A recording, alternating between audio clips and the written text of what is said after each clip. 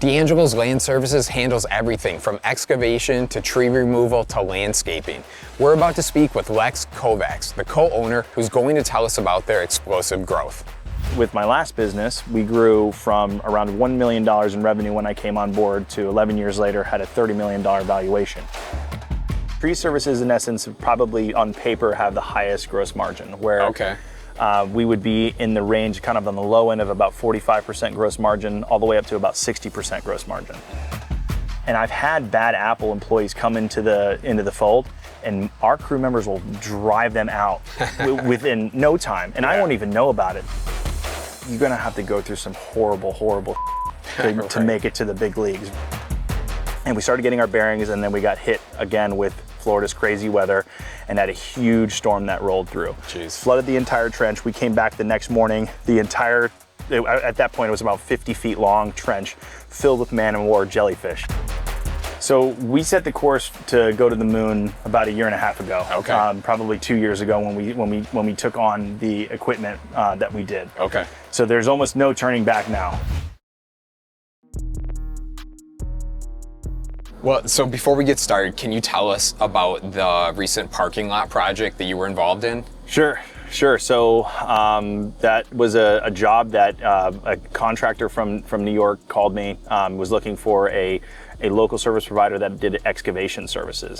And just asked if we could do this very extensive scope of work that we had never actually done before, which is laying conduit under a parking lot in a commercial property. Interesting. But my director of business development, Steven Sanders, he's ex-Air Force engineer and heavy equipment operator. So he salivates at these type of really intense excavation projects because he's built airstrips in the desert, and he's built bunkers and things like that. So anytime he can get his teeth sunk into something like this, he goes full bore, and so understands construction plans, understands how to articulate that kind of nature of that. So we know how to get the job done if we're directed as operators, and our employees can get it done even though nobody actually has specific experience. But so we met with the contractors. They liked what we were pitching. We estimated. We put in a pretty decent estimate that was kind of in the mid-range of their spectrum, and we were off to the races. Job was done in 4 days. Completely done in 4 days, and they were forecasting. They were forecasting for about 30 days. Interesting. 30 minutes later, after we were celebrating, taking photos, taking selfies, I flew in one of our specialty operator that lives in Seattle, Washington, to come down and do it. He's another ex-military guy. I love the military guys. Flew him down for the week to do the whole project. 30 minutes later, we're shaking hands, checks are written. Hooray, everybody!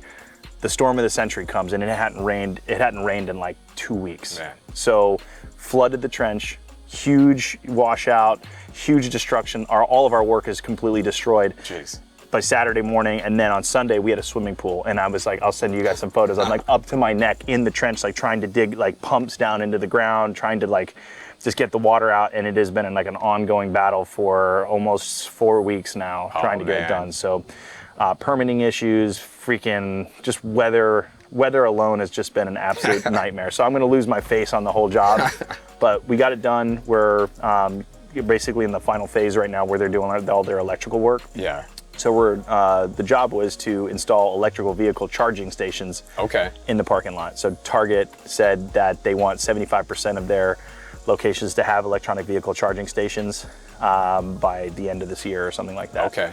So they contracted with Electrify America, which is the government plan to electrify America. Sure.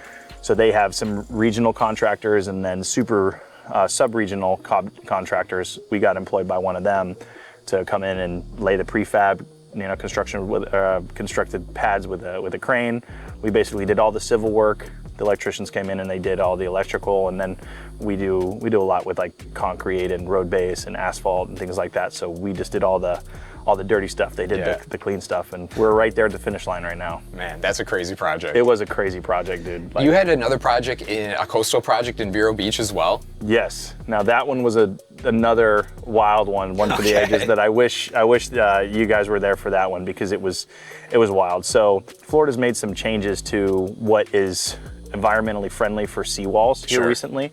And so there's this this newer technology called trap bags. So it's like a polymer fabric that are these accordion style sandbags almost that you roll out and you attach together with these big industrial staples, essentially. So this project had to be dug down to grade 0, which means it had to be at sea level on the beach. So what we had to do is we had to excavate this 160-foot long trench down to sea level in the beach while storms were coming up over our wall. So we had to excavate the wall and then build a temporary seawall to like hide ourselves from the stormwater that was getting in. So as the tide was coming in, rising and falling, that was dictating how we could work. So because of the sand, you basically take these big excavators and you fill up these sandbags. Then they have to be hydro compacted down to compress.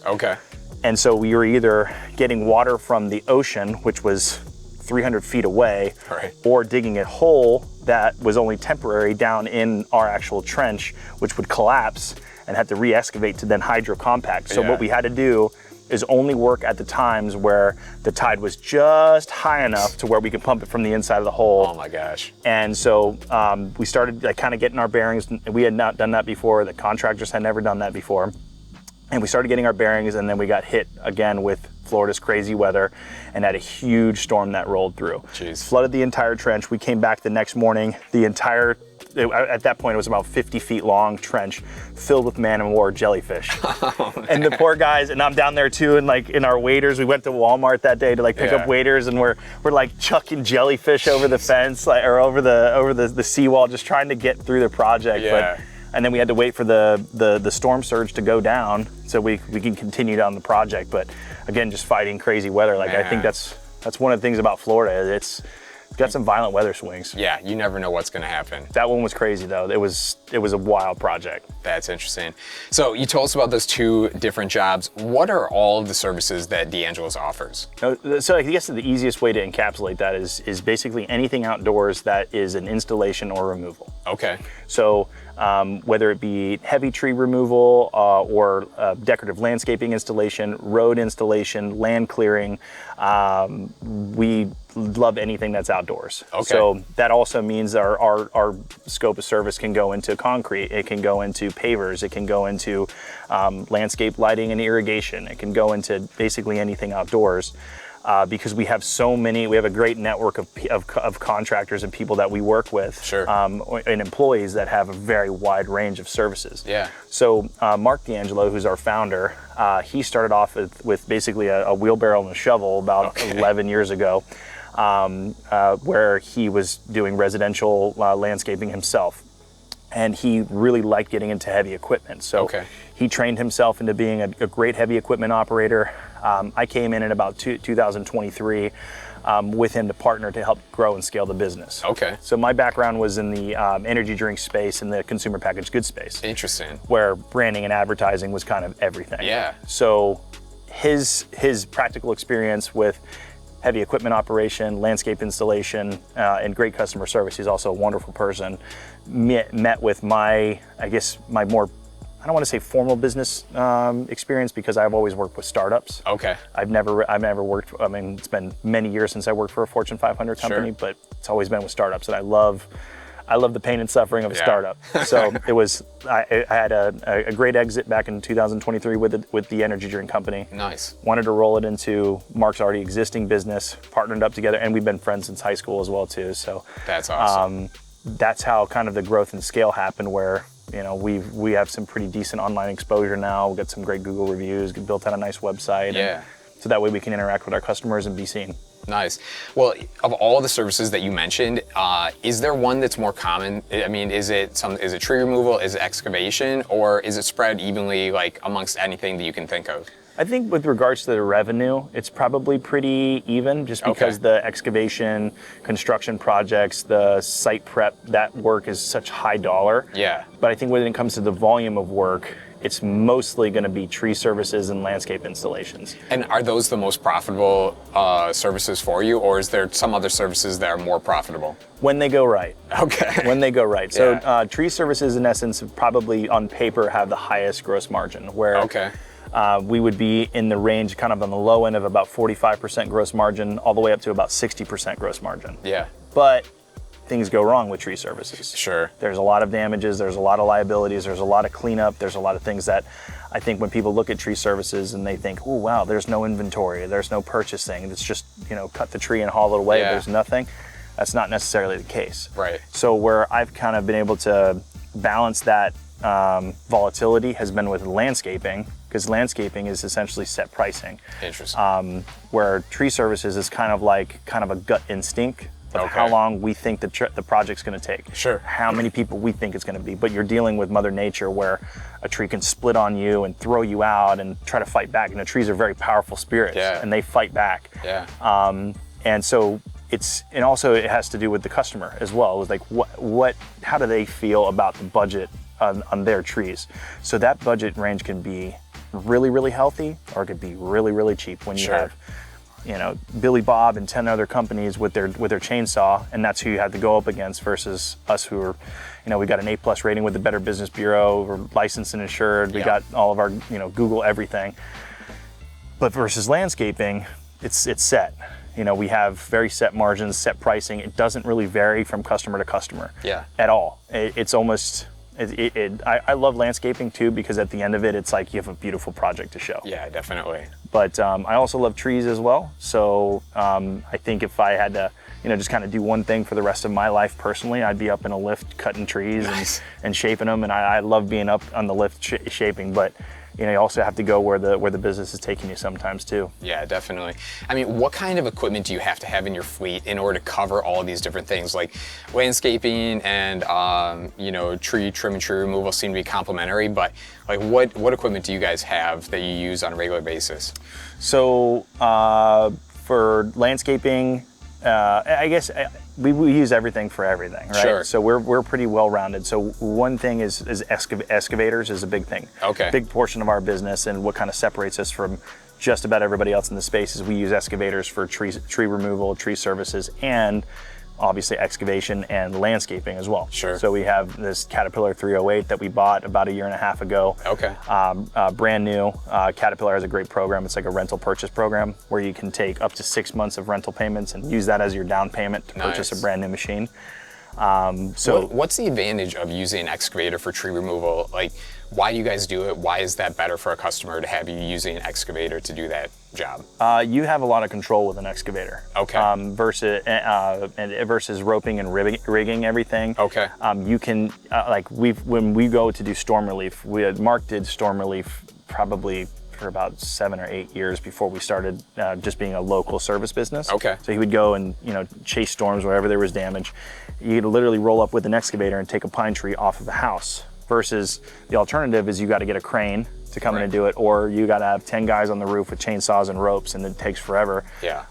With a lot of potential damages. So I think that having an excavator just gives you a lot of safety and control, where we can go and we can grab a branch that's broken in the air, let's say. Okay, sure. And I can grab a hold of it. My guys can safely cut it down and process it, and then take it and put it right in the dump trailer. So kind of get some operational effectiveness and efficiency. And then as far as this, like a skid steer, I think everybody should have a skid steer. Sure. Skid steers are really, it's a very versatile piece of equipment with all the different attachments to be able to, move brush and debris around. But then also for landscaping, doing huge rock jobs, having a huge bucket, having the ability to move material around very quickly. Right. So excavator is more of like, I can pick and process and control things that are kind of within close vicinity. Yeah. Also, grading and leveling is very easy with this auto grade feature. Sure. And then I have the skid steer that is moved to, moving equipment in far distances. Yeah. So then trailers. Trailers is a huge thing that I don't know if a lot of people consider how important trailers are. So we have small dump trailers that are roll-offs, where if we're doing multiple jobs, we can just go and dump off one of our small dump trailers and then move on to the next project, or have one crew there. Okay. And then we have a large tow-behind dump trailer. That's our bigger, more full-time service unit. Sure. Where we'll just have our 3500 pulling that around everywhere we go. So flat deck trailers, of course, to move the lift around. We have a big 62-foot Genie lift right over there. That thing is a lifesaver. Nice. Because you can go and do just about anything that you need to do. I guess the downside of that is its actual size. Right. It's just so big you can't get it into like residential backyards and things like that. So, but it is very versatile. We can do huge trees like that. We can go and we can go get trees over houses. We can move around. Yeah. Commercial properties is great too. If we're doing big volume tree work at a commercial property, you just drive it around the parking lot and do whatever you need to do. So, it's a unique piece of equipment, especially for people that are doing tree services. Sure. I think it's more something you see more commonly in construction. But for us, we want to be able to move around, do a lot of volume, and also not destroy people's yards. For sure. It is heavy, but it also it's a 4x4 air tire system. Okay. So I can drive it on golf courses, I can drive it at museums, I can drive it on front yards, as long as there's not a septic system, because it's 26,000 pounds. Jeez, yeah. You can do a lot with that machine. Yeah. Well, and you guys, beyond yourself, you have a ton of employees that work for Deangelos, right? What role does specialization play? Like, do you have specialized people that are for tree services or for different things, or is everyone kind of cross-trained, to do multiple different jobs? I think we have our what I would say are super experts in every field. Okay. That we'll use to lead projects whenever it comes to such a wide range of services.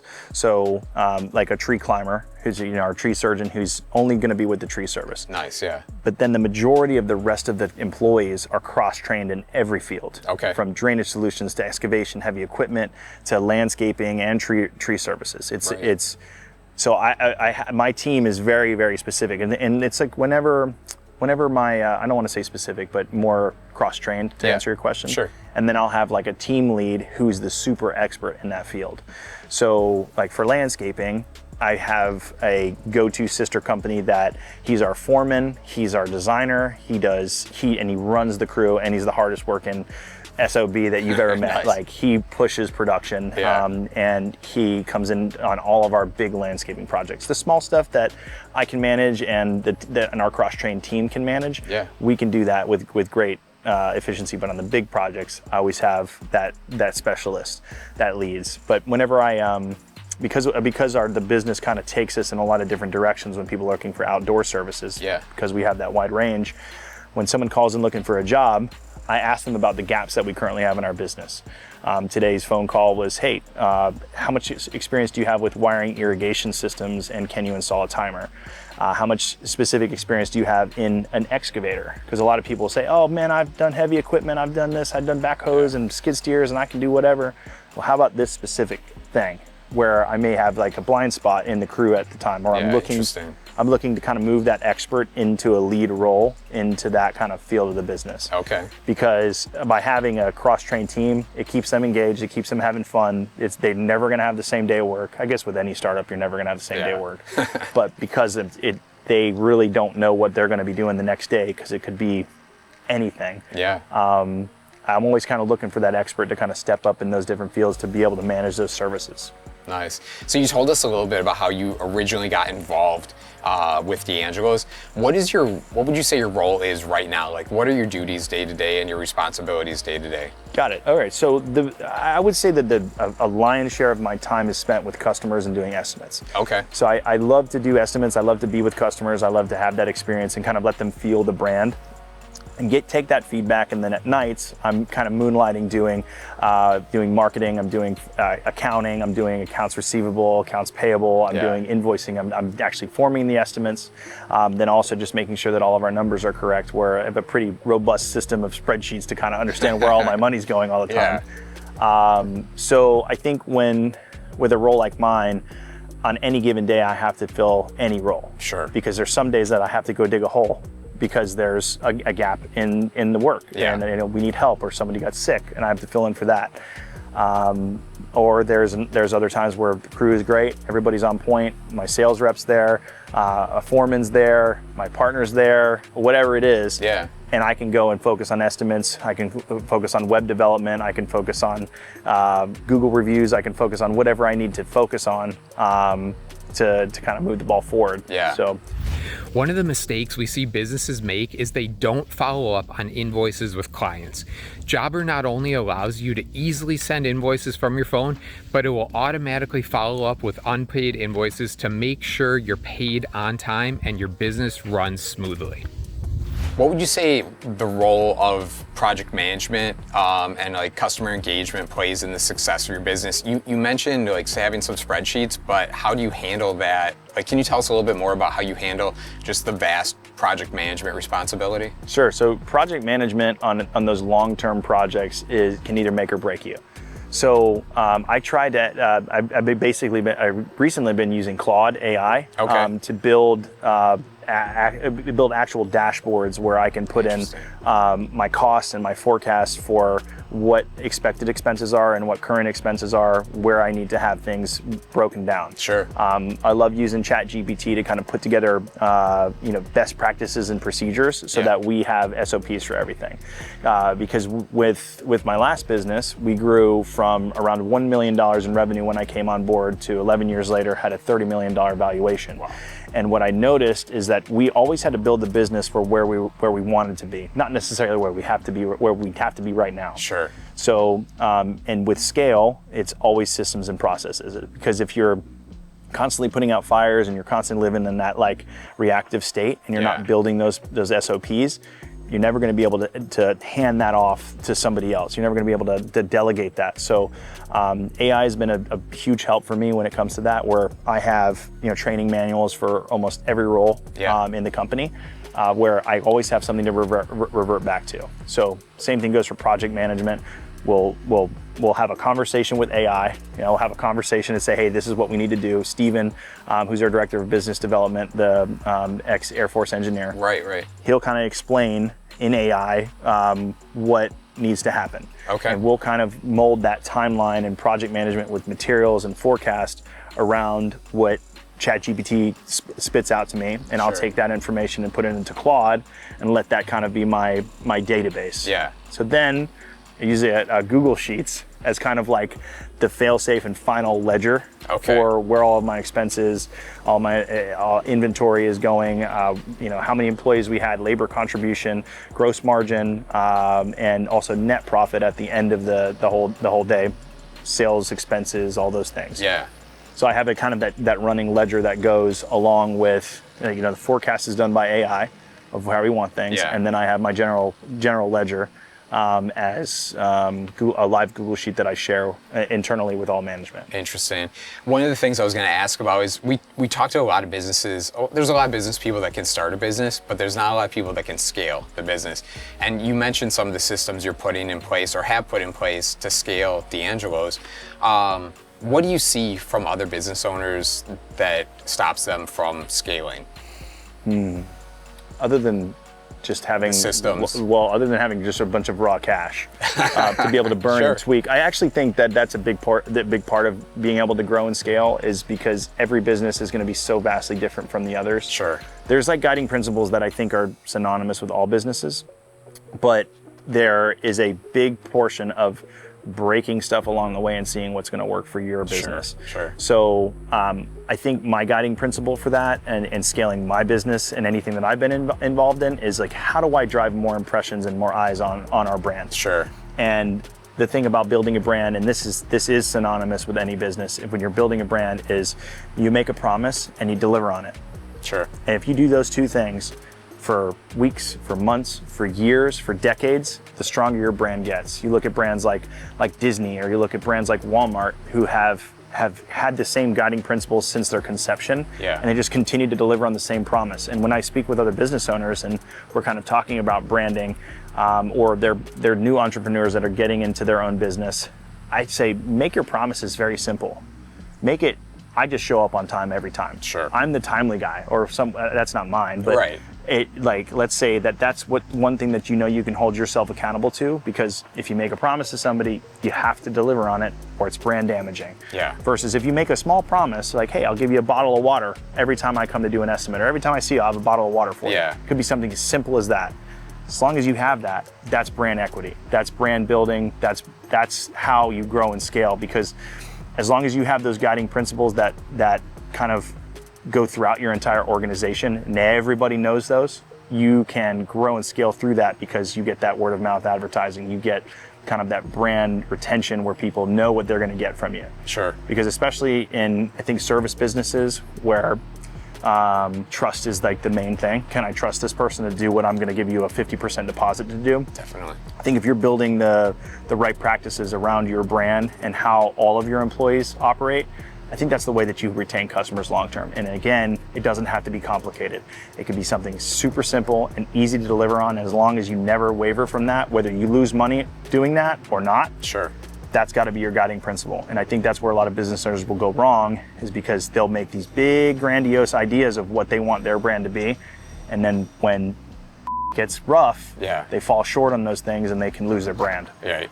Interesting. Well, I had heard that you were an Eagle Scout growing up, and a lot of your telling me kind of falls in line with that, but what would you say that experience taught you about running a business, and was that important to the success that you've had today? I think so. I think when it comes to the leadership training that I got very young that I didn't really realize the value of, I think that was something that I've been able to kind of transcend through other people that have worked for me. Sure. Which, the basic of leadership that they teach you in the Boy Scouts is you lead by example. Right. It's very simple. And then they also teach you ethics. Ethics is really important. So understanding that, a scout is trustworthy, loyal, helpful, friendly, courteous, kind, obedient, cheerful, thrifty, brave, clean, and reverent. And those are the things that are like pounded into your brain. Yeah. You let that kind of morph into your guiding principles. And so where I think being an Eagle Scout and being involved in an organization that's based off of a moral compass kind of helped me to find who I wanted to be in life. Yeah. And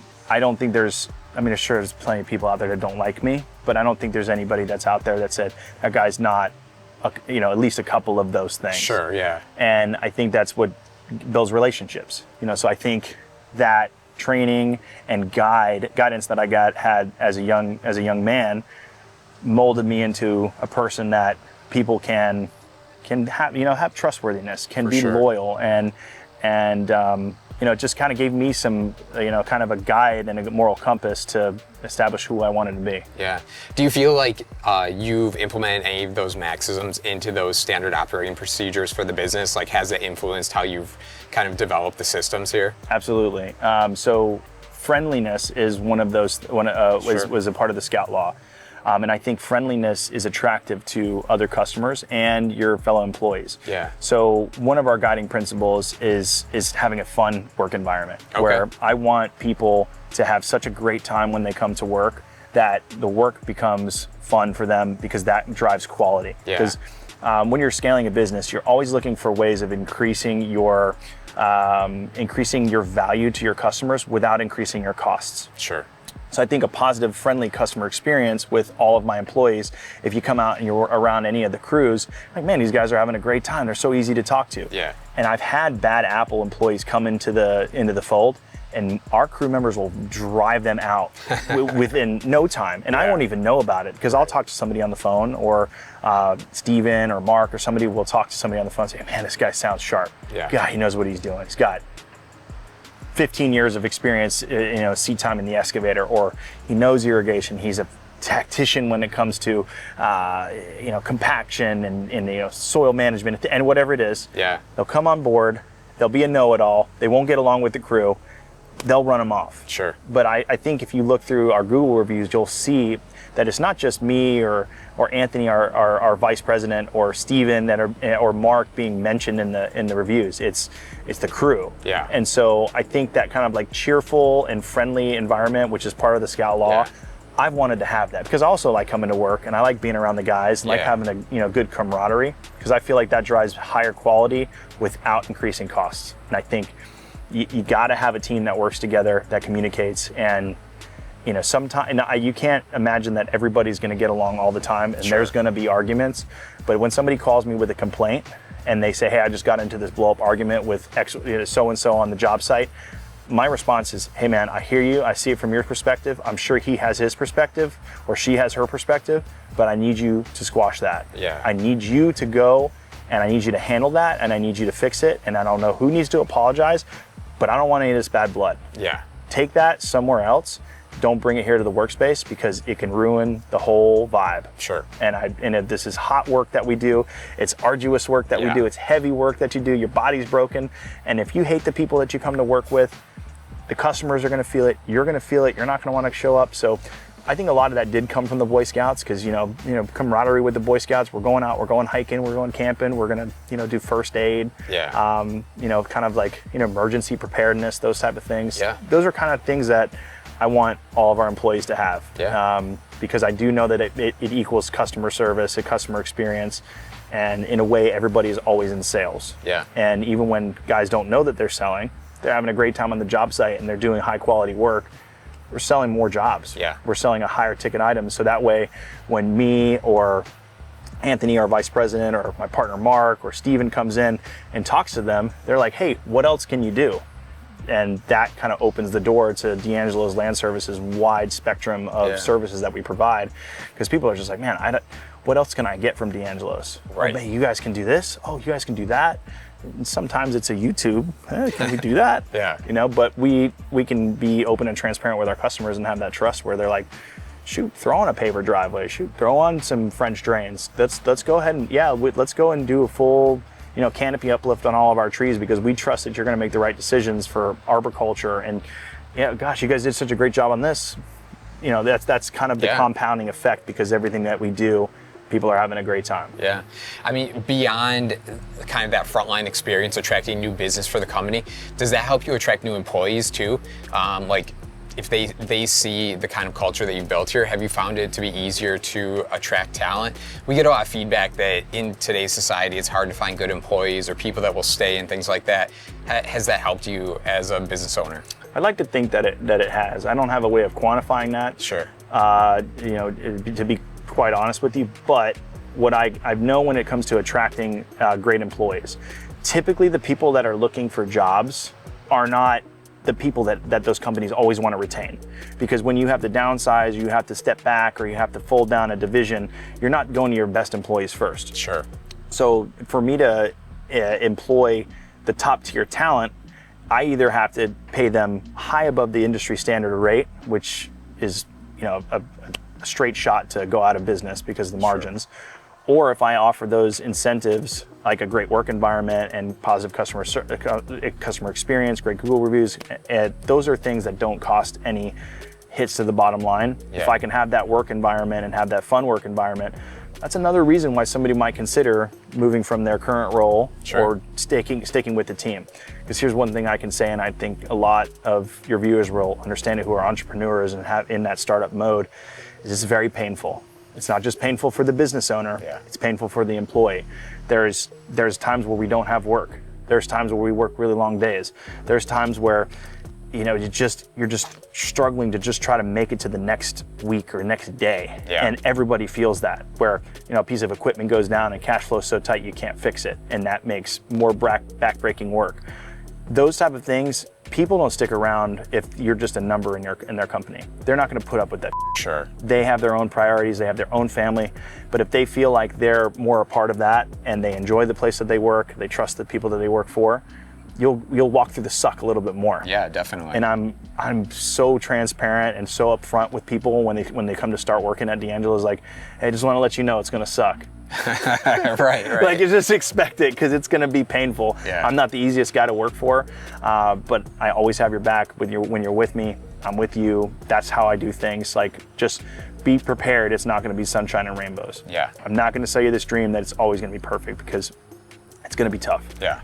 But by having those things, it gives me, I guess, a little bit more added value of employment that doesn't cost money to the bottom line. Sure. There's a balance, right? I do have to pay more a lot of times to attract top tier experts in their field to have this wide range. And then there's pressure to get them hours and make sure that they have places to go and work. But there's always a delicate balance, but they always goes back to that guiding principle of, like, let's have fun at work. Let's make our jobs fun. Let's try to get along. Let's have a good attitude. If somebody doesn't fit, get them out of here, because that's gonna deter great talent from coming on board over here into Deangelos. So again, it's like everything that you do needs to align with your guiding principles. So first, start off with, what are your guiding principles? Sure. I look at like brands like Amazon, where he's like, I just want to have the easiest user experience ever, and whatever my customers want is what I'll do. I don't care how much money I have to lose to do it. That's my guiding principle. And Jeff Bezos is as successful as he is, and so is his team that's around him that had that guiding principle. But if you don't have those guiding principles, you don't know where you want to go, and you don't know what your brand should be, it's very difficult to hit a target if you don't have one. Yeah. There's two types of businesses we come across: those who can scale and those who can't. We believe the best way for a home service, trade, or construction business to scale to $1 million business is by using Jobber. If you want 20% off your first 6 months, check out our custom link below. So you had mentioned much earlier, kind of going back to the beginning, starting with a shovel for Deangelos. A lot of our viewers are entrepreneurs. They're looking to start their own business. What would you tell that guy that has a shovel, what advice would you give to him wanting to start landscaping or tree removal or excavation or something like that, just to get started? I would try to define what makes them truly happy. Okay. Because the difference between being kind of like a smaller operation where it's you and a helper or two and enough equipment to kind of get you by to the next job or the next week, where you don't have a lot of financial leverage and debt, is a very blissful life. Sure. You're not making millions of dollars and you're not living lavishly and having a Ferrari, but it's a very calm state of mind, I guess. We work with a lot of different contractors and sister companies that they're owner operator and maybe a helper, and they make a great living for themselves. Sure. Where they can make themselves $10,000 in a month and be super happy. Yeah. And not have a lot of risk involved. And then you have, if maybe it's on the converse of that, is I want to go to the freaking moon and I want to have tons of employees. I want to be this household name in my space. Yeah. And understand that you're going to have to sacrifice a huge chunk of your personal life for probably 3 times as long as you think, but you want that in the end, and you're okay with going through that pain and saying screw everything else. And if you're okay with doing that and really, really okay with that, and you're going to embrace the suck to know that when the suck comes, it's going to make you stronger. Yeah. You just have to kind of know yourself first. And I think a lot of people just get into it and I just want to work, and that's wonderful, and people can make great livings for themselves doing that.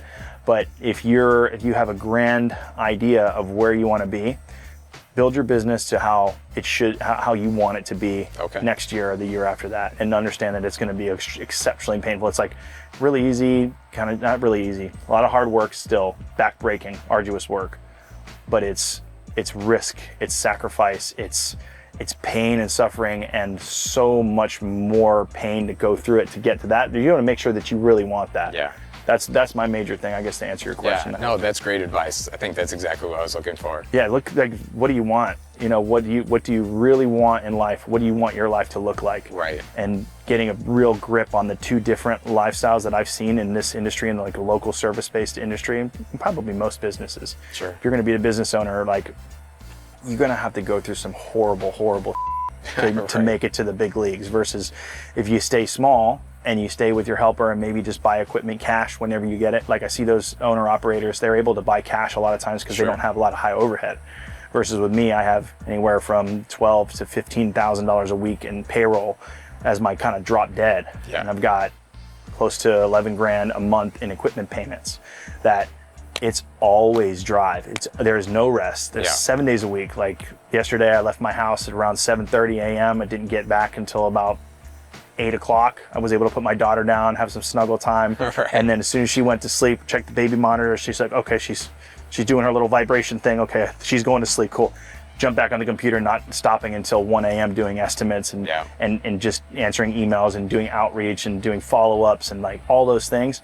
You got to be ready to go through that for many, many years. And admittedly, getting into this, I didn't realize how long it was going to actually take. Yeah, I think that we've all kind of had the curse of seeing influencers and Instagram and TikTok and people that look like they've got an instant success, only because you're finding them after they've achieved it, right? Yes. You don't see the struggle that they went through to get to that point. And so many people say that, and that's you think you understand that, but it's I've heard that my whole life as being an entrepreneur and being an employee, where it's you have to go through so much to get to that finish line. It's so much suffering that there's nothing that can describe how that feels until you're in it. It's kind of like having a kid. Yeah.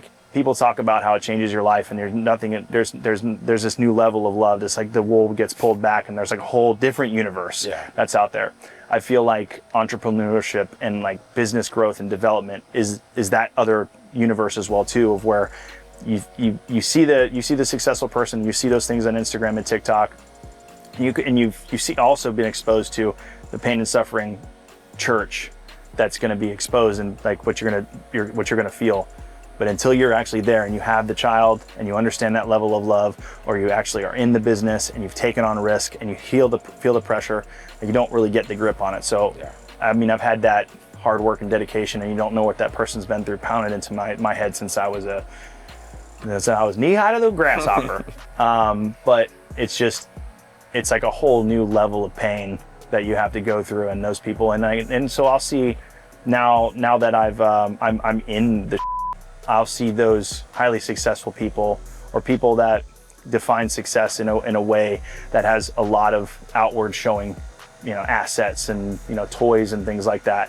I'll say, damn, that person went through a lot of right. Like I had a buddy of mine who was he was the global operations manager for a global oil company, like one of the top 3 oil companies, and he said, I didn't see my family for 11 years. Wow.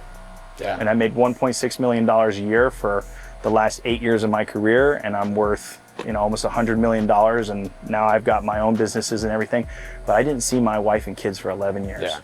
And you have to decide if that sacrifice is worth it to you. Yeah. And I've worked with plenty of business owners that would love nothing more than to just always be working. And I've worked with just as many business owners that all they care about is being with their family. Sure.